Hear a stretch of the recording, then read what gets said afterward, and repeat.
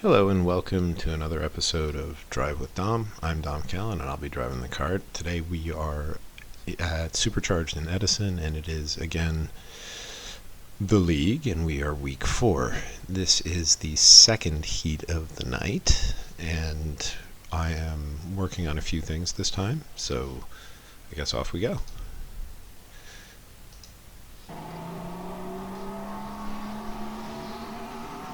So in the second heat, oddly enough, they put me and this guy and the people behind us out first, as opposed to Brandon and Michael, the faster guys rather. So normally they have the faster group go out first, and then the second half of the field go out after the faster guys. But for whatever reason, this time they did the inverse order.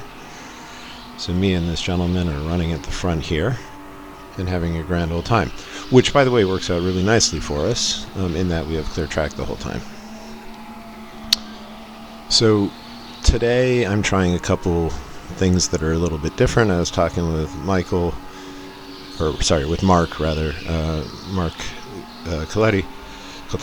about the second turn up.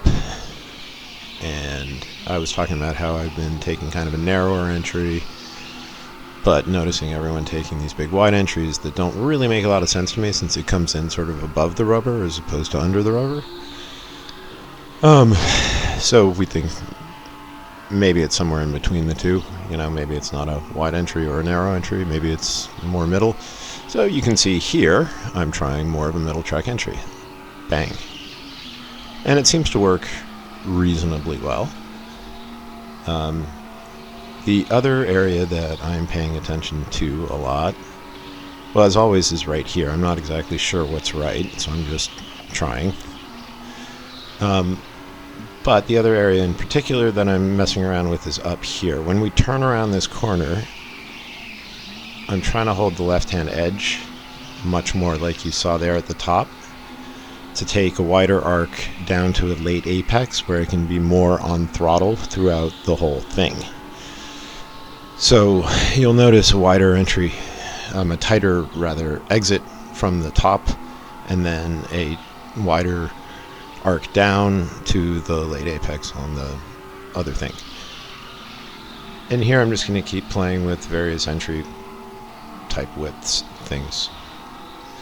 So the gentleman ahead of me, unfortunately, they don't give us any sort of time card that allows you to put cart numbers to people's names.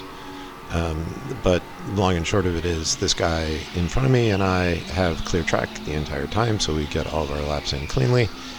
I sort of gap up to him a few times, and he sort of gaps away from me a few times, but at the end of the day, we sort of remain separated the whole time, which is kind of nice.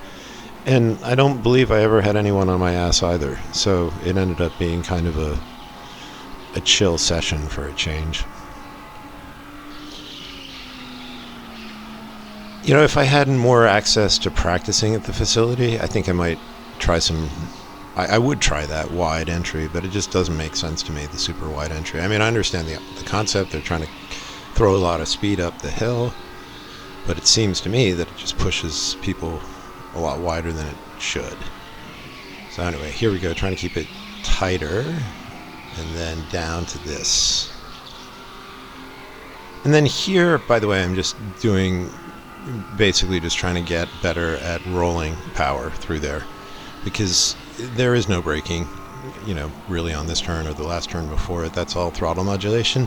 And you're trying to time the when you're reducing the throttle, kind of has to mimic like when you're braking, and then you want to obviously get back to power as quickly as possible. So a lot of messing around in that area, trying to remain kind of smooth with the power. Sort of messing around a little bit with the exit of that corner in terms of, do I do a big wide arc out, or do I try to keep the cart tighter, on the exit as well? If you look at the track map, suggested line, right, they show this big, huge swooping arc here that runs all the way out to the left-hand edge, kind of like I'm doing here. You can also run it narrower. and I'm not sure kind of what's right. So we'll keep playing with that. But for right now, it looks like, the big arc seems reasonable.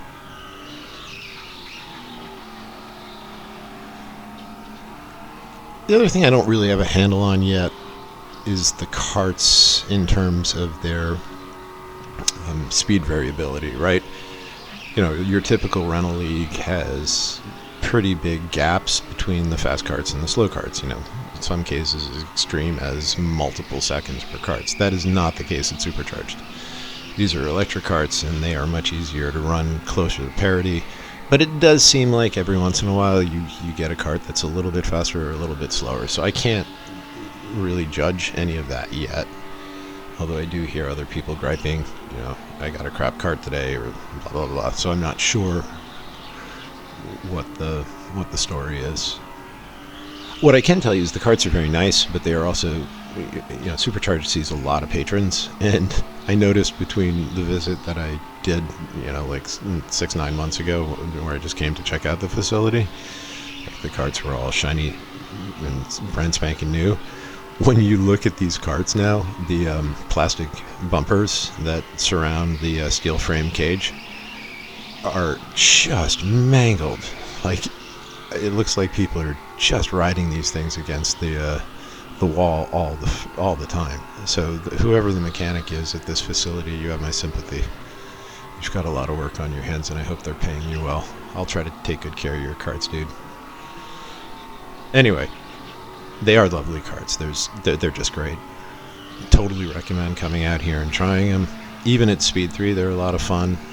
Particularly if you're not, a super skilled driver, you will find Speed 3 to be more than enough to get enjoyment out of it. If you are an experienced go-karter, Speed 3 will unfortunately be not a challenge for you, because you will have 100% grip pretty much at all times on the track. But it's still fun to come check out the track and, play on all the ramps and the crazy lighting and everything else. It's really quite an experience. It's a lot of fun. I like to think of this as gladiator-style karting. It would be great if eventually they open this up to sprint racing and we can do position racing. Imagine a field of 15 people banging it out here for position. And given the fact that they have these 18-inch walls that surround the track and surround bumpers, it could be really tight racing, really close racing with a lot of rubbing, and it would be fine. So hopefully they do that at some point. The other thing I'm hoping is that we get to experience the quote-unquote super track, right, which is the world's longest track, would be created by combining these two tracks, which is how the track was ultimately designed. So the super track exists. It has not been run by me yet, but I'm sure we will experience it at some point. Ben, who does the Rentham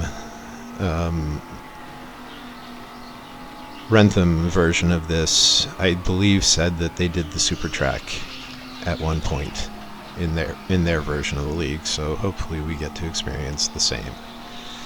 But that is up to Will and whatever exogenous factors he has to deal with as GM of this facility. I also wonder if there's any more power upside to these carts. In other words, is there another 10 or 20% on tap that's available? If so, it would be interesting to do a true super league, right, where you have an invitational league for let's say the top quintile or the top 20% or whatever of the regular league, and then have those guys do a little series at speed 5, if such a thing exists. If such a thing exists, it would be interesting, because at speed 4 you've got enough power to really drive the course, but you don't have enough power to get into any major trouble. Whereas if you gave this an extra 10 or 20%, you could get into situations where, you would have to be careful in terms of managing the power coming down. Otherwise, bad things could happen. So I don't think they'll ever really let us do that, but that would be nice if we had enough power to get in trouble. Also, it just may not be possible. The carts may not have that. So anyway, we've been banging along here. I've been working on this corner as well. They're trying not to hit the wall as much, and I think in this session I was pretty successful at that. I think I did a much better job of rolling that corner.